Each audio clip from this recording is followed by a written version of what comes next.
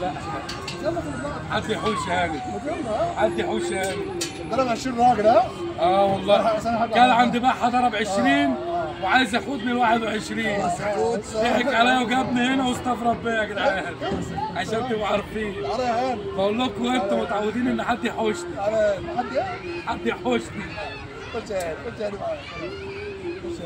بص بياكل بني ادمين يا جدعان والله. بص يا رجاله، اول حاجه بقول الحمد لله على السلامه المعلم فؤاد الابيض كان محبوس يا رجاله. ماشي اتحبس 3 ايام عايزين الاتحاد تلعب بكفاله بسبب ايه؟ حلاقه الشعر. فضحني. طلع ايه؟ حصل يا جدعان. حصل ايه؟ حصل. ايه اللي حصل؟ اتخانقت مع الحلاق يا جدعان.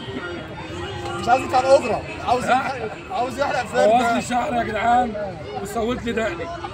والله. عاوز يخليها صفرا. زي ما قلت. خلاص سودا. الحمد لله على السلامه يا معلم فهد. كفاره. حبيبي يا كوتش. ماشي؟ ما قاليش بيقول عيش حلاوه والله. حصل ما جابليش حاجه خالص ولا سأل عليا. انا عارف. بياكل بني ادمين.